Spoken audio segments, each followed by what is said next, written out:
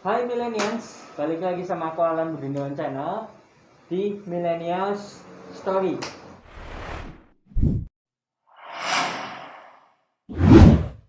Nah, jadi di sini kita ketemu sama Mas Hai. Iya. Halo Mas Hai, gimana kabar? Halo juga. Baik ya. Alhamdulillah Mas. Nah, kita pakai masker janjian soalnya kita tahu lagi PSBB. Nah, kebetulan kemarin aku lagi jalan-jalan, ternyata di sini ada salon yang cukup simple sih, tapi potongannya beginilah. Jadi menurut aku sih cukup simple dan harganya juga manusiawi ya, 15.000. Tapi salon ini kan juga penting ya karena semua itu tentang penampilan.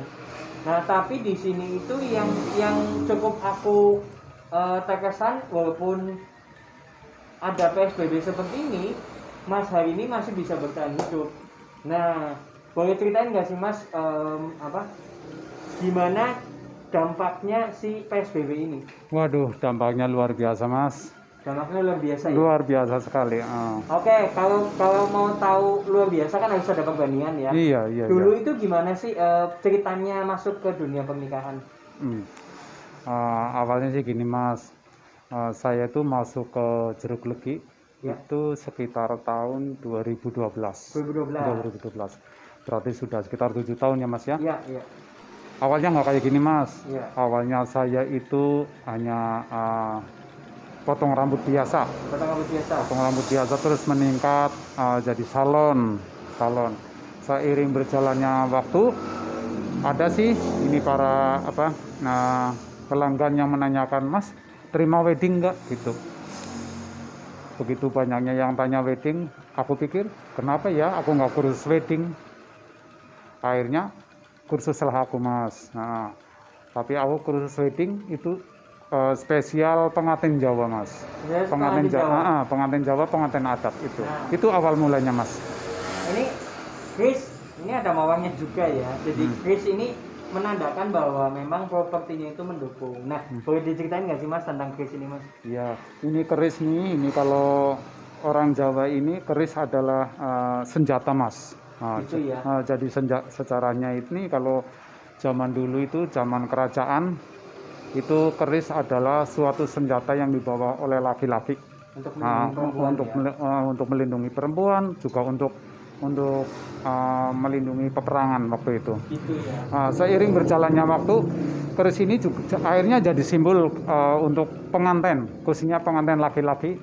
Salah satunya memang harus pakai keris sebagai orang Jawa. Itu filsafatnya Mas. Oke, terus ini pelangkon?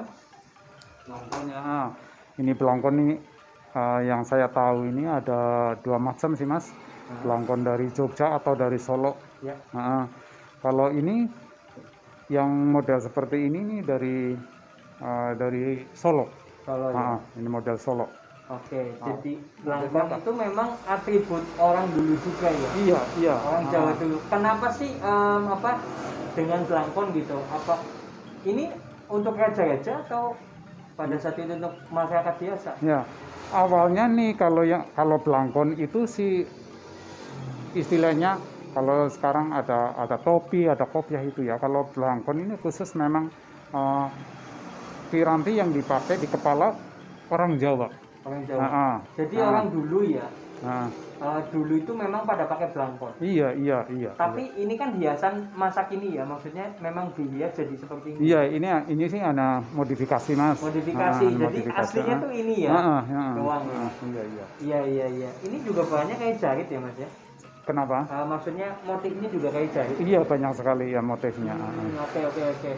Terus jadi nanti aku juga akan kasih lihat review juga bahan propertinya, atributnya.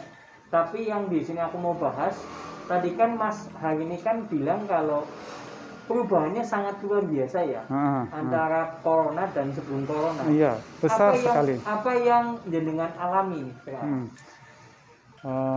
Yang saya alami ya Mas sejak adanya pandemi corona ini. Iya. Dulu itu ketika belum ada corona, kalau bulan sebelum menjelang puasa, kalau puasanya itu berhenti, yang namanya wedding orang Jawa biasanya berhenti.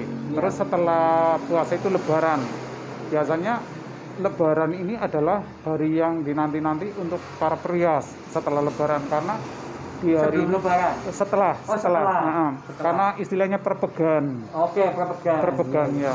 Tapi dengan perpegan ini kalau milenial nggak tahu, perpegan itu kan kayak panen gitu. Kenapa? Panen. Nah. Panen ya, jadi masa-masa yang memang setelah Lebaran itu sisa-sisa. Jadi, kadang-kadang ada yang ditelatin, datang ke kantor. Ya, perpegan itu setelah itu gitu. Nah, jadi hampir 100% Mas. 100%. Oh, saya benar-benar drop. Nah, hampir ada beberapa job yang sudah saya ini setujui untuk dilaksanakan setelah Lebaran itu gagal, mengundurkan diri dan gagal dengan waktu yang belum jelas sampai kapan itu berhentinya. Itu salah satunya yang membuat benar-benar usaha ini jadi drop, khususnya usaha jasa seperti usaha wedding seperti saya. Iya. Maksudnya bisa bilang nggak dulu itu memangnya pemasarannya seperti apa, Mas Har? Kalau dulu awal-awalnya sih pemasarannya dari mulut ke mulut, Mas. Mulut ke mulut. Nah, begitu ada yang menggunakan jasa saya, terus mereka saudaranya ada yang senang cocok, akhirnya saudaranya mengadakan hajatan lagi, akhirnya memakai jasa saya lagi, dan dari mulut ke mulut. Nah, dari yang pertama saya di Jeruk Legi sampai melebar ke luar Jeruk Legi, bahkan sampai keluar kota, Mas. Itu ya, tapi maksudnya berarti mereka itu tahunya dari mulut ke mulut. Iya, tadinya bukan dari sosial media. Belum ya. Nah, terus ada pameran nggak, Mas, kalau di desa ini? Kalau pameran biasanya sih ada di tingkat kabupaten, itu biasanya ada. Biasanya bayar berapa per hari? Kalau pameran itu? Kalau pameran itu tergantung panitianya. Nah, terus yang ngadain siapa, panitianya siapa, itu yang dibayar itu berapa nominalnya? Hitungan per hari, per gimana, Pak?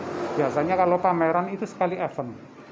Biasanya kan pameran 1 minggu. 1 minggu. Atau 1 bulan misalnya. Itu biasanya kita bayar untuk pameran dalam season ya 1 minggu atau 1 bulan itu. Biasanya berapa, Mas, dulu seminggu? Aduh, lupa loh, Mas. Cetus saja waktu yang ingat gitu. Lupa, Mas. Kita berapa jutaan tapi ya? Kayaknya enggak sampai sejuta juga enggak sampai. Untuk di daerah seperti pameran seperti daerah seperti ini kayaknya enggak sampai segitu. Oke. Tapi benefitnya dapat banget pada saat pameran. Maksudnya gimana? Benefit itu maksudnya benar-benar ngefek. Ya jelas, Mas. Ngefek sekali. Maksudnya ngefeknya gini, mereka yang belum kenal saya, yang belum tahu saya, begitunya ada pameran, banyak pengunjung yang melihat itu dan ini akhirnya kan jadi mengerti. Beda ya? Jadinya kenal, beda sekali ya. Oke, terus bagaimana dengan maksudnya gini, pada saat itu kan pameran, teman saya juga pernah kerja di wedding dan bahkan saya juga pernah, tapi sebagai marketing. Waktu itu juga kue pernikahan di Jakarta. Ada vendor-vendor tertentu itu kan yang dealnya itu pada saat hari pameran. Iya. Nah, kalau jenengan itu seperti apa? Ada juga yang ketika aku pameran, ada di pameran, begitu ada pengunjung yang tanya-tanya, tertarik, akhirnya mereka booking, ya ada yang seperti itu. Ada ya. Berarti itu sangat mengubah pola pola dealing mereka ya. Akhirnya jadi konsumen juga nggak bisa, bahkan sekarang juga karena nggak bisa juga ketemu, otomatis pernikahan banyak yang dibatalin. Banyak sekali, Mas, banyak sekali. Saya juga nggak habis pikir ini nanti saya arah kesananya itu mau ngapa gitu loh, karena usaha satu-satunya ya ini wedding terkena dampak seperti ini. Akhirnya saya pikir ini mau ngapain kesananya nanti gitu loh. Akhirnya ya untung masih ada salon ya, ada 1-2 tamu yang masih datang gitu loh. Ya? Oke. Nah, berarti dari dulu tuh ini kan juga banyak vendor yang tergantung hidupnya juga dari sini ya. Banyak sekali, Mas. Itu seperti misalnya saya, di bawahnya saya itu ya ada tukang foto, jelas, karena garda utama itu untuk sebuah wedding itu hasil yang terakhir dilihat itu adalah foto. Itu baru tukang foto, belum ada tukang shooting. Nah, belum ada tukang dekorasi. Tukang dekorasi aja mungkin ada sekitar 5 orang. Ada supir, ada penata bunga, ada itu sekitar 5 orang. Itu semuanya berhenti. Belum ada MC, belum ada cucuk lampah, banyak sekali mas. Belum ada yang bantu-bantu tukang sanggul, tukang jilbab, tukang makeup, semuanya berhenti. Jadi itu ya, yang namanya wedding itu memang merekrut banyak orang sebenarnya mas. Tapi dengan adanya wabah ini, akhirnya semuanya berhenti. Gitu ya? Semuanya berhenti. Nggak tahu mau bagaimana ini. Oke. Nah terus gimana cerita mereka yang dulunya juga ikut sama jenengan biasa project bareng? Ya, akhirnya mereka ya rata-rata semuanya itu pada mengeluh yang jelas ya, karena nggak ada pendapatan sama sekali. Yang biasanya 1 bulan misalnya 10 event aja udah berapa, begitu tiba-tiba ada wabah ini semuanya berhenti ya? Semuanya berhenti. Tapi sudah pernah dapat kabar belum teman-teman mereka yang dulu ikut sama jenengan project bareng itu sekarang ngapain? Rata-rata mereka ya ahli profesi ada ya, yang ahli profesi yang tadinya bantu makeup, akhirnya mereka bikin usaha kecil-kecilan yang misalnya sekarang yang lagi ramai mungkin sembako punya mas ya. Mungkin bikin roti apa, bikin apa itu. Ada yang menanti dengan berharap bahwa semuanya itu cepat berlalu, situasinya cepat kembali normal itu loh. Saya pribadi juga sangat berharap mudah-mudahan semuanya berlalu, kembali normal, usaha kembali jalan itu loh mas. Itu yang paling yang saya rasakan saat ini. Itu ya. Tapi berarti alih profesinya apa aja biasanya yang sudah pernah dengar gitu? Rata-rata mereka paling ya sembako. Kalau yang perempuan ya itu usaha sembako itu. Usaha sembako berarti maksudnya gimana? Mereka sedia sebagai warung gitu? Mereka ini mas, ini istilahnya kayak apa ya? Ada pesanan lewat online terus dia antar. Ada yang kayak gitu. Gimana? Misalnya dia buka sembako, ada yang pesan gula. Ada pesan lewat WA atau gimana terus dia antar, ada yang kayak gitu. Jadi ada jasa pengantarnya, dia sebagai jasa pengantar biasanya kayak gitu ya. Jadi karena kan alih profesi ya, toko itu kan biasa kan kalau sembako masih tradisional ya. Pasti kan yang nampak toko. Nah masa siapin toko kan nggak mungkin. Jadi mungkin kalau memang rumahnya cukup ya dia buka sebagai warung. Kalau enggak berarti sebagai pengantar. Ya sebagai pengantar, rata-rata sebagai pengantar. Jadi dia itu usaha, ada pesanan, dia beli, dia antar, dia numpangin sebagai laba atau untung itu yang dia dapat, paling kayak gitu. Karena modal kan nggak mungkin untuk modal besar dalam situasi yang seperti ini untuk bikin warung dengan modal besar susah. Lah terus jenengan berarti berarti stagnan ya, cukup terhenti usahanya ya. Benar-benar terhenti. Ibaratnya sekarang salon ya kita hanya tunggu terima tamu, potong rambut ya, masih ada 1-2 ya, palingnya hanya untuk sekedar operasi di ini untuk karyawan. Saya sendiri yang di salon aja saya udah memberhentikan 2 karyawan. Kalau saya kan karyawan itu yang di salon itu ada 3. Itu akhirnya yang saya 2 itu saya suruh pulang dulu sampai situasi kembali normal. Belum yang di lapangan itu ya ada tukang dekorasi yang jelas, ada supir, itu semuanya ya harus berhenti dulu. Nah terus jenengan pernah dengar nggak cerita bahwa ada seorang bukan janda, ya mungkin janda lah ya, namanya Mbah Minto, pernah dengar? Mbah Minto itu yang daerah mana mas? Itu dari Klaten. Jadi dia. Iya. Pernah dengar ya? Iya pernah ya. Jadi saya juga sangat salut sama Mas Ucup ya, Ucup Klaten itu. Dia bikin dagelan. tapi dia membawa pengaruh yang luar biasa ke orang tua gitu. Nah, saya juga terinspirasi, maksudnya saya memang ada project untuk bisa buat gimana caranya kita bisa berubah gitu loh. Kita bisa menggunakan sarana baru yang tadi juga jenengan sebutkan ya. Nantinya projectnya itu ke arah YouTube dan itu juga bisa dimonetisasi dan bisa dibagikan bersama. Lah, maksud saya bagaimana pendapat Anda tentang sosial media sekarang?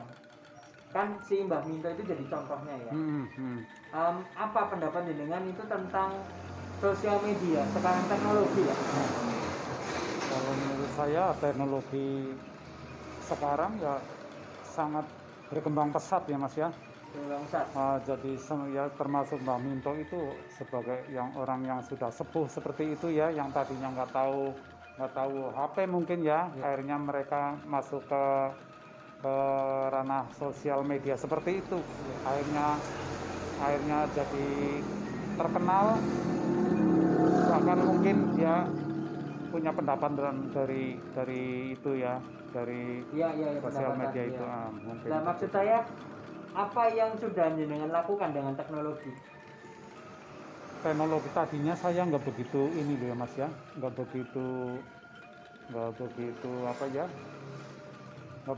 begitu memikirkan apa ya namanya ya. Tadinya saya nggak begitu cuek lah istilahnya sama teknologi tadinya ya. Ya hanya sekedar saya sebagai yang usaha di bidang jasa wedding, saya tahunya ya doang foto, doang shooting, ya paling HP hanya sekedar untuk komunikasi gitu. Kalau yang lebih dari itu saya mungkin belum begitu mengenal ya Mas, istilahnya gaptek tapi ya. Gaptek ya? Iya gaptek. Terus setelah Anda melihat, tadi kan jenengan bilang cuek ya, berarti sekarang nggak cuek gitu? Iya sekarang nggak cuek.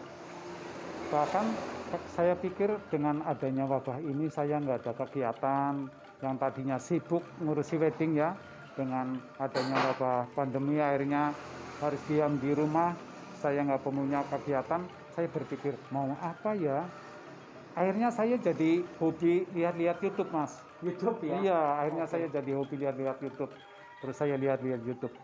Iya, saya pikir mereka kerja di rumah seperti itu fun dan jadi terkenal, jadi orang tahu dan mungkin jadi punya penghasilan. Aku pikir mungkinkah saya bisa ya seperti itu ya, untuk bermain ke teknologi ini ya, dengan modal misalnya pekerjaan saya seperti wedding untuk dimasukkan ke teknologi kayak YouTube atau yang lain-lain. Itu saya jadi berpikiran seperti itu Mas. Gitu mungkin enggak ya? Gitu ya. Oke, kenapa jenengan pikir ke sana? Maksudnya kenapa? Berarti jenengan kan sebagai pengusaha itu merasa bahwa sosial media itu cukup penting. Iya. Apa ya yang jenengan sesali gitu loh? Tadinya cuek jadi nggak cuek. Iya. Saya sesali, akhirnya saya berpikir kenapa saya nggak dari dulu ya mengenalkan usaha saya lewat teknologi sosial media ini ya. Saya akhirnya berpikir seperti itu. Kalau misalnya saya masuk ke YouTube, kenapa ya usaha saya yang ibaratnya saya punya latar belakang usaha yang memang harus bisa dimasukkan ke sosial media seperti YouTube, menjadi orang jadi terkenal, menjadi saya mempromosikan usaha saya menjadi mudah, itu kan ya Mas ya? Ya. Atau mungkin saya bisa punya pendapatan lewat teknologi sosial media ini. Ya. Saya jadi berpikir seperti itu Mas. Ya. Gitu ya. Jadi jenengan benar-benar merasakan bahwa YouTube ini sosial media cukup membantu ya. Iya. Oke, apa yang maksudnya secara langsung jenengan enggak apa-apa. Apa yang jenengan alami? Maksudnya pikiran apa yang jenengan pikir bahwa itu bisa kontribusi buat jenengan gitu, sosial media. Apa yang jenengan mau lakukan? Aku ini gimana ya, akhirnya kepengen mempelajari Mas, kepengen mempelajari gimana caranya ya aku bisa masuk ke sana, usaha saya bisa dikenal lewat sosial media itu. Akhirnya secara tidak langsung saya bisa mempromosikan usaha saya. Syukur-syukur saya bisa punya penghasilan dari sosial media, kenapa enggak ya? Gitu ya. Iya, akhirnya begitu. Oke, kalau misalkan ya dengan kan otomatis kan harus ada penjelasan nih, kenapa saya menyukai, kalau wedding kan berarti kan orang butuh. Iya. Apa yang membuat Anda berpikir bahwa YouTube atau sosial media ini bisa menghasilkan uang? Ya, aku lihat di dunia sana ya, banyak orang sekali yang sukses menjadi bintang ya Mas ya, menjadi bahkan sampai jadi jutawan, jadi miliuner hanya gara-gara sosial media, hanya gara-gara sosial media. Contohnya yang Anda lihat apa Mas? Banyak sekali, yang paling terkenal kayak Atta Halilintar apa ya? Iya, Atta Halilintar. Luar biasa pendapatannya itu ya. Terus lah yang terakhir ini, yang lagi heboh ini Mas, kayak Ferdian Valenka apa itu ya? Ya, si prankers buat itu Indomie buat si siapa? Iya. Ya, Cuman aku pikir, waduh, ini anak ya, aku menyayangkan kenapa enggak dengan cara yang lain, dengan cara yang elegan, yang bagus, yang mendidik itu loh ya. Ya saya menyesalkan sih, dia sudah punya pendapatan. Bahkan saya yang belum mengenal dunia sosial media seperti YouTube aja kepengen tahu, pengen masuk, kenapa dia yang sudah jalan kok begitu? Saya menyesalkan sekali sih. Oke. Ya. Oke, terus dengan pekerjaan jenengan sekarang, apa yang jenengan akan lakukan terhadap YouTube itu? Maksudnya misalnya YouTube lah ya. Apa yang akan jenengan lakukan setelah tahu bahwa sosial media ini sangat menguntungkan? Nah, ini Mas, dengan saya setelah mengenal YouTube, saya ini akhirnya berpikir saya harus mencoba. Saya harus mencoba. Mudah-mudahan belum telat ya Mas ya. Iya. Aku pikir sesuatu yang diperjuangkan, aku berpikir pasti ada hasilnya. Gitu ya. Dan aku yakin belum telat. Itu. Saya sebenarnya kepengen sekali usaha saya itu dikenal oleh masyarakat itu lewat YouTube. Itu untuk sekarang paling saya berpikirannya seperti itu. Tapi kan kedepannya apakah pernikahan ini akan bisa dilakukan dengan cara yang sudah dilakukan? Karena orang kan punya trauma pasti ya. Apakah tidak ada gelombang kedua gitu? Menurut jenengan seperti apa? Nah itulah yang tidak bisa diprediksi Mas. Mau kesananya itu kita mau seperti apa, mau gimana. Coba bayangkan seandainya pandemi ini tidak berakhir, tidak ada akhirnya, kapan berakhirnya? Berakhirnya dalam waktu yang lama, banyak sekali yang kolaps Mas. Gitu ya. Aku yakin banyak sekali yang kolaps. Coba bayangkan, kita sebagai seorang yang kita ini dilahirkan sebagai manusia yang sosial ya Mas ya, ya kan? Kita hidupnya harus berinteraksi dengan sesama manusia, usaha kita juga harus selalu berinteraksi dengan manusia. Tiba-tiba semua harus dibatasi. Itu coba bayangkan mau gimana Mas? Ya betul. Saya juga cukup, ya saya bingung ya Mas ya, karena begini, sekaya apapun kita sebagai orang yang di atas ya, yang cukup berkemampuan lah, seperti kita aja kan ngalamin ya.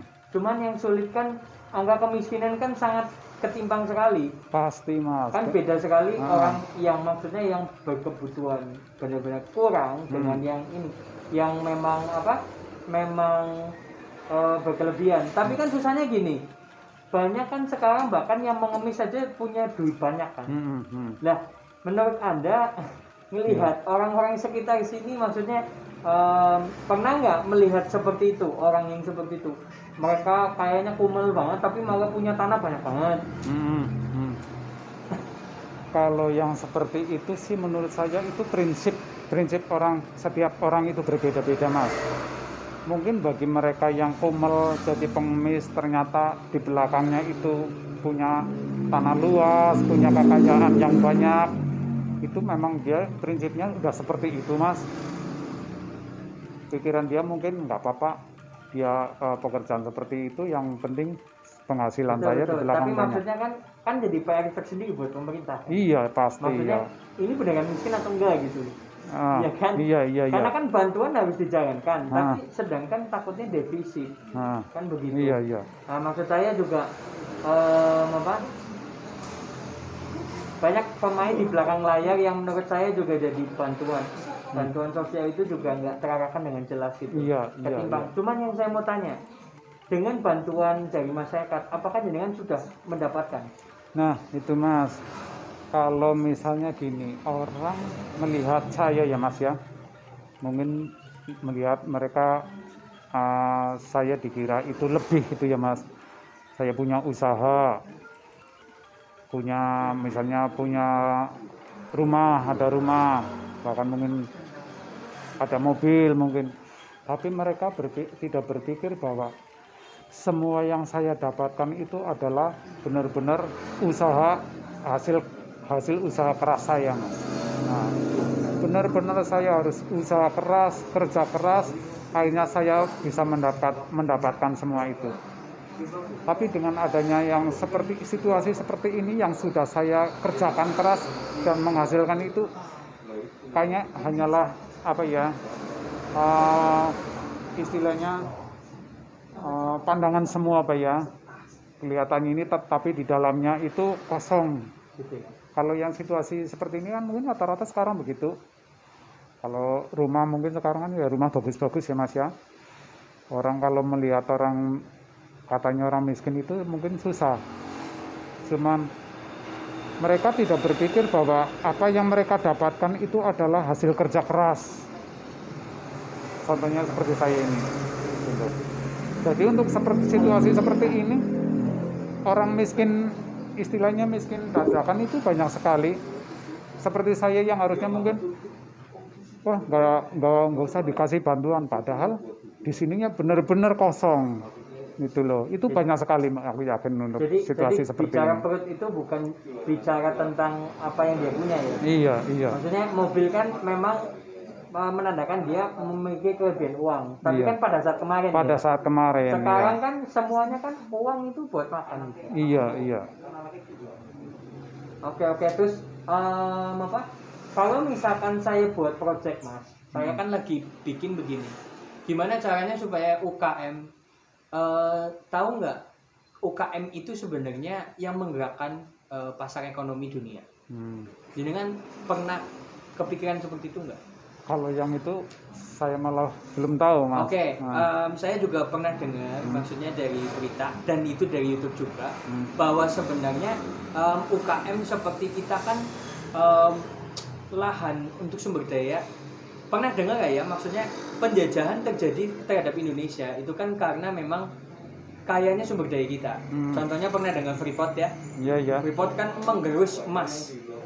Terus setelah itu ada juga tentang sumber daya yang lain, misalkan rempah-rempah itu kita sangat dijajah sama Belanda pada saat itu. Iya, pada zaman dulu ya.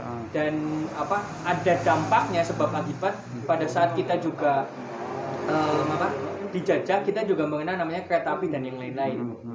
Tapi yang jadi masalah bahwa UKM ini sebenarnya yang benar-benar menggerakkan, karena UKM ini kan pertama ada pajaknya, kedua juga UKM sebagai pribadi yang mandiri yang mengurangi pengangguran gitu. Nah, saya punya program Mas, punya Millennial Project ini, saya pengen ada UKM ini tetap bergulir duitnya dan itu secara merata, karena bantuan itu tidak akan menyelesaikan. Karena contohnya gini, yang tadi jenengan sampaikan, pada saat kita melihat dia punya mobil, tapi ternyata memang uangnya habis untuk mungkin proyeknya, untuk apanya. Dan kadang-kadang bahkan di saat pandemi ini si pihak kreditur yang meminjamkan uang itu benar-benar tidak mau tahu. Iya.